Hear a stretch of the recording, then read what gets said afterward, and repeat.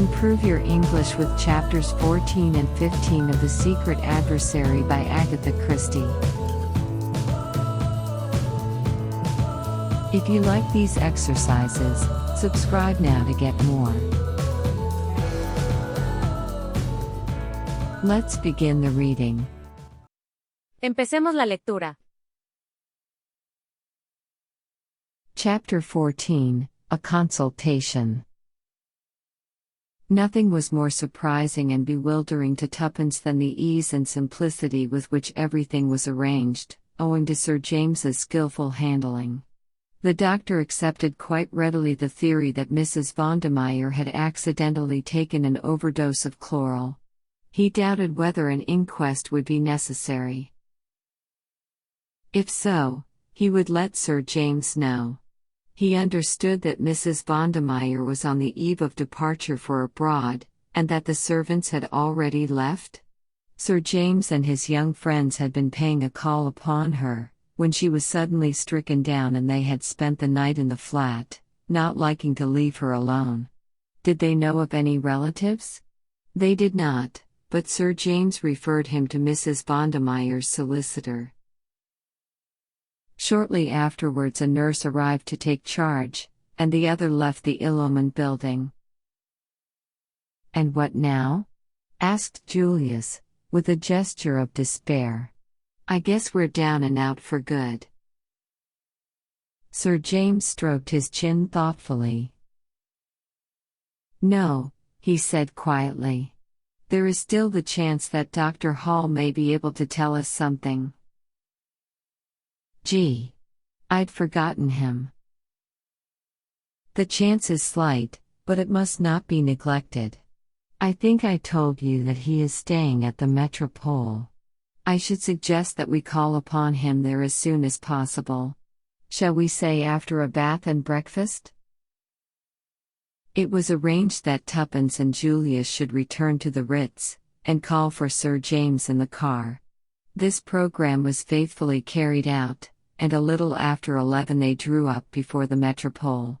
They asked for Dr. Hall, and a page boy went in search of him. In a few minutes the little doctor came hurrying towards them. "Can you spare us a few minutes, Dr. Hall?" said Sir James pleasantly. "Let me introduce you to Miss Cowley. Mr. Hersheimer, I think, you already know." A quizzical gleam came into the doctor's eye as he shook hands with Julius. "Ah, yes, my young friend of the tree episode. Ankle all right, eh?" "I guess it's cured owing to your skillful treatment, Doc." "And the heart trouble? Ha ha." "Still searching," said Julius briefly. "To come to the point, can we have a word with you in private?" asked Sir James. "Certainly. I think there is a room here where we shall be quite undisturbed." He led the way, and the others followed him. They sat down, and the doctor looked inquiringly at Sir James. "Dr. Hall, I am very anxious to find a certain young lady for the purpose of obtaining a statement from her. I have reason to believe that she has been at one time or another in your establishment at Bournemouth. I hope I am transgressing no professional etiquette in questioning you on the subject? I suppose it is a matter of testimony?" Sir James hesitated a moment, then he replied, "Yes. I shall be pleased to give you any information in my power. What is the young lady's name? Mr. Hersheimer asked me, I remember." He half turned to Julius. "The name," said Sir James bluntly, "is really immaterial. She would be almost certainly sent to you under an assumed one. But I should like to know if you are acquainted with the Mrs. Vondermeyer?" "Mrs. Vondermeyer, of 20 South Audley Mansions? I know her slightly." "You are not aware of what has happened?" "What do you mean?" You do not know that Mrs. Vondermeyer is dead? Dear, dear, I had no idea of it. When did it happen? She took an overdose of chloral last night. Purposely? Accidentally, it is believed. I should not like to say myself. Anyway, she was found dead this morning. Very sad. A singularly handsome woman.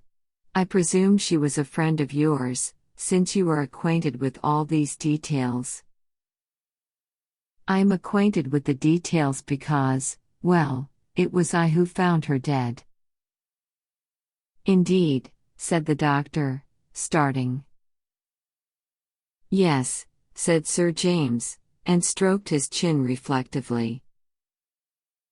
This is very sad news, but you will excuse me if I say that I do not see how it bears on the subject of your inquiry?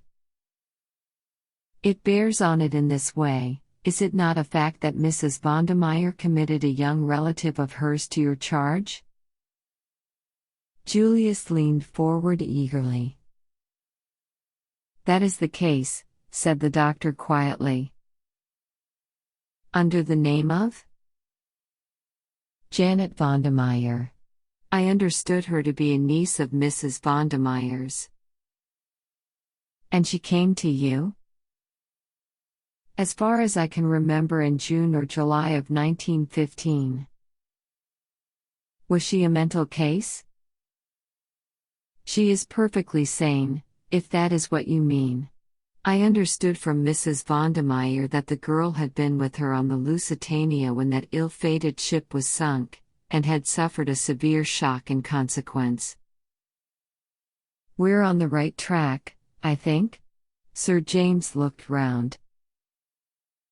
As I said before, I'm a mutt, returned Julius. The doctor looked at them all curiously. You spoke of wanting a statement from her, he said. Supposing she is not able to give one? What? You have just said that she is perfectly sane. So she is. Nevertheless, if you want a statement from her concerning any events prior to May 7, 1915, she will not be able to give it to you. They looked at the little man, stupefied. He nodded cheerfully. It's a pity, he said. A great pity, especially as I gather, Sir James, that the matter is important. But there it is, she can tell you nothing. But why, ma'am? Darn it all, why? The little man shifted his benevolent glance to the excited young American. Because Janet Vondermeyer is suffering from a complete loss of memory. What? Quite so. An interesting case, a very interesting case. Not so uncommon, really, as you would think. There are several very well-known parallels. It's the first case of the kind that I've had under my own personal observation, and I must admit that I've found it of absorbing interest. There was something rather ghoulish in the little man's satisfaction. And she remembers nothing, said Sir James slowly. Nothing prior to May 7, 1915. After that date her memory is as good as yours or mine. Then the first thing she remembers? Is landing with the survivors. Everything before that is a blank. She did not know her own name, or where she had come from, or where she was. She couldn't even speak her own tongue. But surely all this is most unusual? Put in Julius. No, my dear sir. Quite normal under the circumstances. Severe shock to the nervous system. Loss of memory proceeds nearly always on the same lines.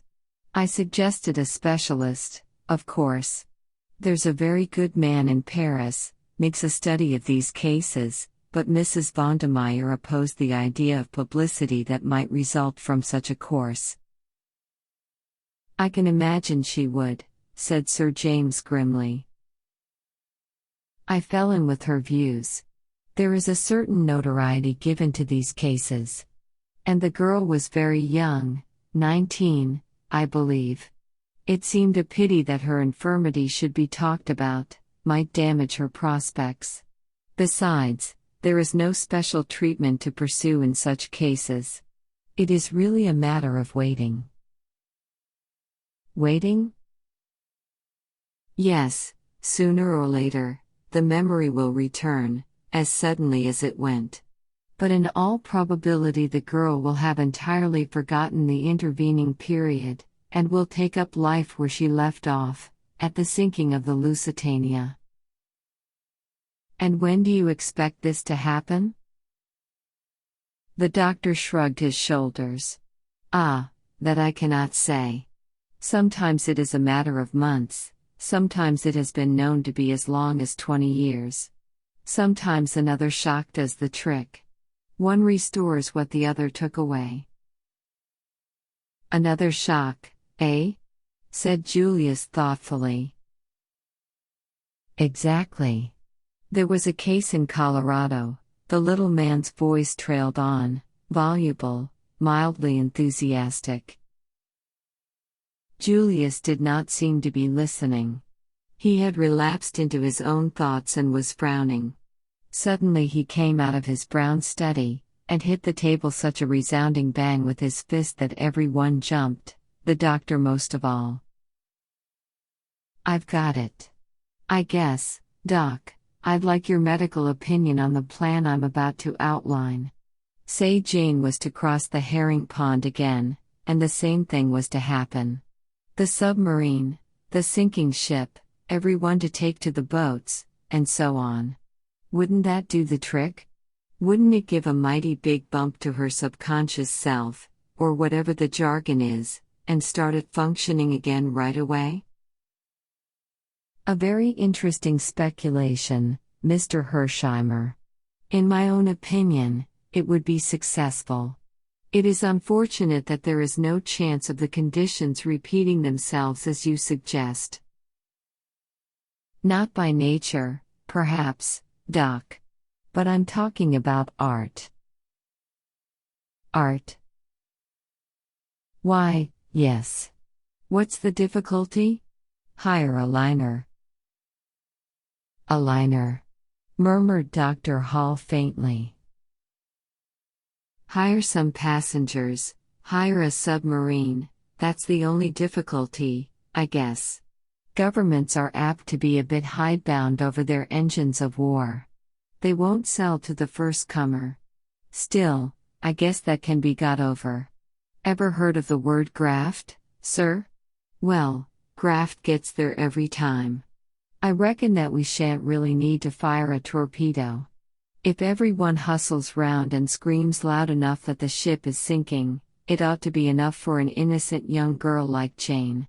By the time she's got a life belt on her, and is being hustled into a boat, with a well-drilled lot of artistes doing the hysterical stunt on deck, why, she ought to be right back where she was in May, 1915. How's that for the bare outline? Dr. Hall looked at Julius. Everything that he was for the moment incapable of saying was eloquent in that look. No, said Julius, in answer to it, I'm not crazy. The thing's perfectly possible. It's done every day in the States for the movies. Haven't you seen trains in collision on the screen? What's the difference between buying up a train and buying up a liner? Get the properties and you can go right ahead. Dr. Hall found his voice. But the expense, my dear sir. His voice rose. The expense. It will be colossal. Money doesn't worry me any, explained Julius simply. Dr. Hall turned an appealing face to Sir James, who smiled slightly. Mr. Hersheimer is very well off indeed. The doctor's glance came back to Julius with a new and subtle quality in it. This was no longer an eccentric young fellow with a habit of falling off trees. The doctor's eyes held the deference accorded to a really rich man. "Very remarkable plan. Very remarkable," he murmured. "The movies, of course. Your American word for the kinema. Very interesting. I fear we are perhaps a little behind the times over here in our methods. And you really mean to carry out this remarkable plan of yours?" "You bet your bottom dollar I do." The doctor believed him, which was a tribute to his nationality. If an Englishman had suggested such a thing, he would have had grave doubts as to his sanity. "I cannot guarantee a cure," he pointed out. "Perhaps I ought to make that quite clear." "Sure, that's all right," said Julius. "You just trot out Jane, and leave the rest to me." "Jane?" "Miss Janet Vondermeyer, then. Can we get on the long distance to your place right away, and ask them to send her up, or shall I run down and fetch her in my car?" The doctor stared. "I beg your pardon, Mr. Hersheimer. I thought you understood." "Understood what?" "That Miss Vondermeyer is no longer under my care." Chapter 15, Tuppence receives a proposal. Julius sprang up. "What? I thought you were aware of that." "When did she leave?" "Let me see. Today is Monday, is it not? It must have been last Wednesday. Why, surely, yes, it was the same evening that you, fell out of my tree." "That evening? Before, or after?" "Let me see, oh yes, afterwards. A very urgent message arrived from Mrs. Vondermeyer. The young lady and the nurse who was in charge of her left by the night train." Julius sank back again into his chair. "Nurse Edith, left with a patient, I remember," he muttered. "My God, to have been so near." Dr. Hall looked bewildered. "I don't understand. Is the young lady not with her aunt, after all?"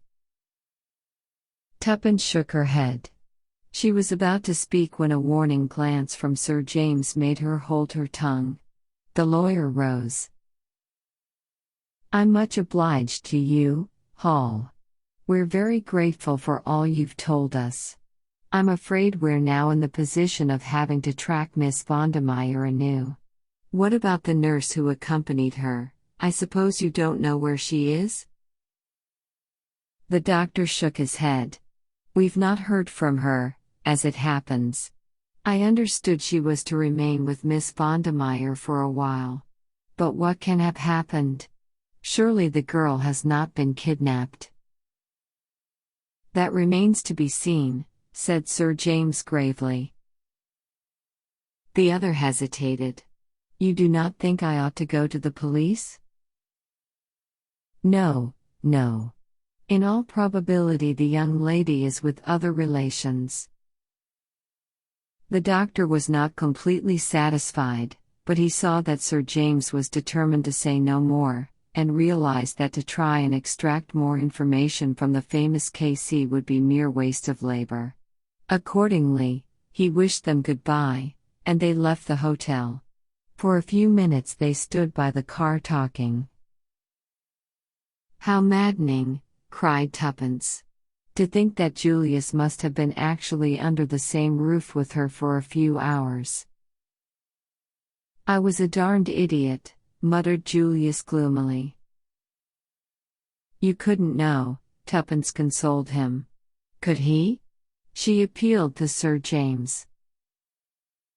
"I should advise you not to worry," said the latter kindly. "No use crying over spilt milk, you know. The great thing is what to do next, added Tuppence the practical. Sir James shrugged his shoulders. You might advertise for the nurse who accompanied the girl. That is the only course I can suggest, and I must confess I do not hope for much result. Otherwise there is nothing to be done. Nothing? Said Tuppence blankly. And, Tommy? We must hope for the best, said Sir James.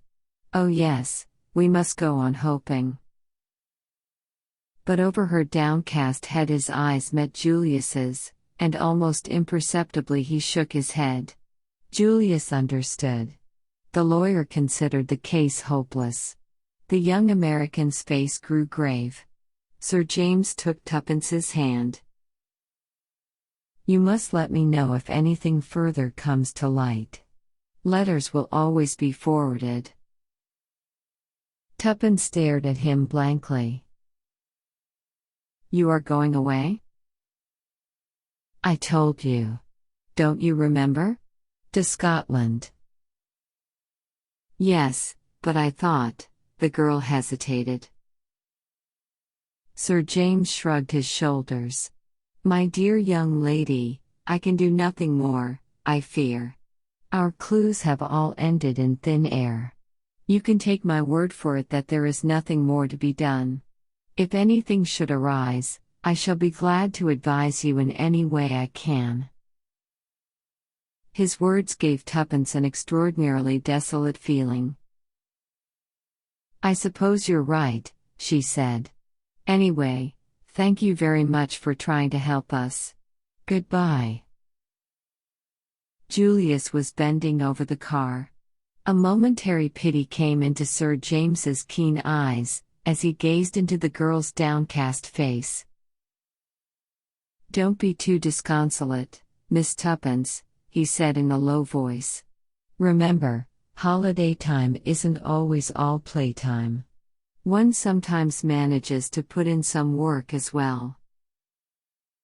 Something in his tone made Tuppence glance up sharply. He shook his head with a smile. No, I shan't say any more. Great mistake to say too much. Remember that. Never tell all you know, not even to the person you know best. Understand? Goodbye. He strode away. Tuppence stared after him. She was beginning to understand Sir James's methods. Once before he had thrown her a hint in the same careless fashion. Was this a hint? What exactly lay behind those last brief words? Did he mean that, after all, he had not abandoned the case, that, secretly, he would be working on it still while? Her meditations were interrupted by Julius, who adjured her to get right in. You're looking kind of thoughtful, he remarked as they started off. Did the old guy say anything more? Tuppence opened her mouth impulsively, and then shut it again. Sir James's words sounded in her ears, never tell all you know, not even to the person you know best. And like a flash there came into her mind another memory. Julius before the safe in the flat, her own question and the pause before his reply, nothing. Was there really nothing? Or had he found something he wished to keep to himself? If he could make a reservation, so could she. Nothing particular, she replied. She felt rather than saw Julius throw a sideways glance at her. Say, shall we go for a spin in the park? If you like. For a while they ran on under the trees in silence.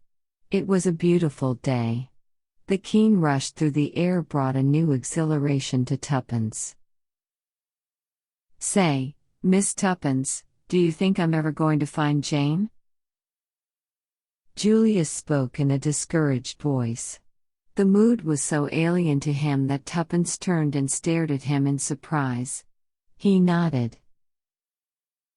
That's so. I'm getting down and out over the business.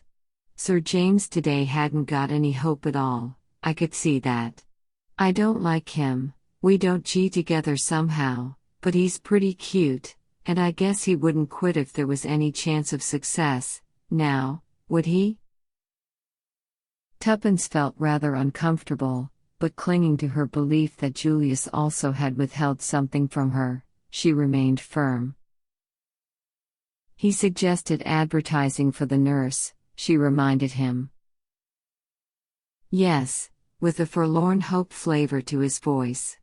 No, I'm about fed up. I've half a mind to go back to the States right away. Oh no, cried Tuppence. We've got to find Tommy. I sure forgot Beresford, said Julius contritely. That's so. We must find him. But after, well, I've been daydreaming ever since I started on this trip, and these dreams are rotten poor business. I'm quit of them. Say, Miss Tuppence, there's something I'd like to ask you. Yes. You and Beresford. What about it? I don't understand you, replied Tuppence with dignity, adding rather inconsequently, and, anyway, you're wrong. Not got a sort of kindly feeling for one another? Certainly not, said Tuppence with warmth. Tommy and I are friends, nothing more. I guess every pair of lovers has said that sometime or another, observed Julius. Nonsense, snapped Tuppence. Do I look the sort of girl that's always falling in love with every man she meets? You do not. You look the sort of girl that's mighty often getting fallen in love with. Oh, said Tuppence, rather taken aback. That's a compliment, I suppose? Sure. Now let's get down to this. Supposing we never find Beresford and. All right, say it. I can face facts. Supposing he's dead. Well? And all this business fiddles out. What are you going to do? I don't know, said Tuppence forlornly. You'll be darned lonesome, you poor kid. I shall be all right, snapped Tuppence with her usual resentment of any kind of pity. What about marriage? Inquired Julius. Got any views on the subject? I intend to marry, of course, replied Tuppence. That is, if she paused, knew a momentary longing to draw back, and then stuck to her guns bravely, I can find someone rich enough to make it worth my while. That's frank, isn't it? I dare say you despise me for it. I never despise business instinct, said Julius. What particular figure have you in mind? Figure? Asked Tuppence, puzzled. Do you mean tall or short? No. Some income. Oh, I haven't quite worked that out. What about me? You? Sure thing. Oh, I couldn't. Why not? I tell you I couldn't. Again, why not? It would seem so unfair. I don't see anything unfair about it. I call your bluff, that's all. I admire you immensely, Miss Tuppence, more than any girl I've ever met. You're so darn plucky. I'd just love to give you a real, rattling good time. Say the word, and we'll run round right away to some high-class jeweler, and fix up the ring business. I can't, gasped Tuppence. Because of Beresford? No. Well then? Tuppence merely continued to shake her head violently. You can't reasonably expect more dollars than I've got. Oh, it isn't that, gasped Tuppence with an almost hysterical laugh. But thanking you very much, and all that, I think I'd better say no. I'd be obliged if you'd do me the favor to think it over until tomorrow. It's no use. Still, I guess we'll leave it like that. Very well, said Tuppence meekly. Neither of them spoke again until they reached the Ritz. Tuppence went upstairs to her room. She felt morally battered to the ground after her conflict with Julius's vigorous personality. Sitting down in front of the glass, she stared at her own reflection for some minutes. Fool, murmured Tuppence at length, making a grimace. Little fool. Everything you want, everything you've ever hoped for, and you go and bleed out no like an idiotic little sheep. It's your one chance. Why don't you take it? Grab it? Snatch at it? What more do you want? As if in answer to her own question, her eyes fell on a small snapshot of Tommy that stood on her dressing table in a shabby frame. For a moment she struggled for self-control, and then abandoning all presence, she held it to her lips and burst into a fit of sobbing. Oh, Tommy, Tommy, she cried, I do love you so, and I may never see you again. At the end of 5 minutes Tuppence sat up, blew her nose, and pushed back her hair. That's that, she observed sternly. Let's look facts in the face. I seem to have fallen in love with an idiot of a boy who probably doesn't care 2 straws about me. Here she paused. Anyway, she resumed, as though arguing with an unseen opponent, I don't know that he does. He'd never have dared to say so. I've always jumped on sentiment, and here I am being more sentimental than anybody. What idiots girls are. I've always thought so. I suppose I shall sleep with his photograph under my pillow, and dream about him all night. It's dreadful to feel you've been false to your principles. Tuppence shook her head sadly, as she reviewed her backsliding. I don't know what to say to Julius, I'm sure. Oh, what a fool I feel. I'll have to say something, he's so American and thorough, he'll insist upon having a reason. I wonder if he did find anything in that safe. Tuppence's meditations went off on another tack. She reviewed the events of last night carefully and persistently. Somehow, they seemed bound up with Sir James's enigmatical words.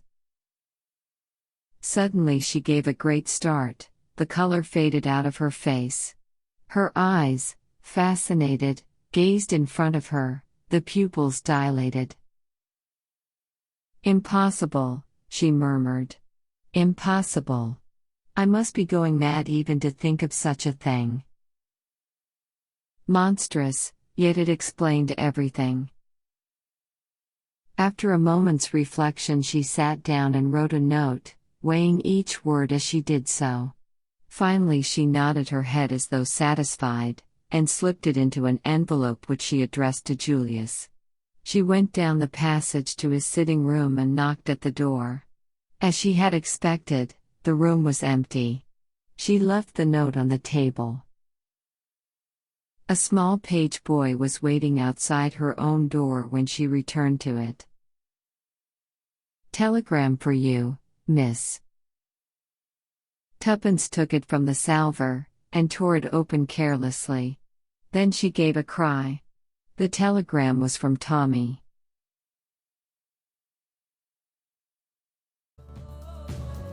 ¿Te han gustado los ejercicios? Dale a like y suscríbete para no perderte los siguientes videos. También dinos en los comentarios qué tipos de ejercicios quieres ver. Suscríbete a nuestro canal My English Go si quieres encontrar lecciones con explicaciones y estrategias para aprender inglés.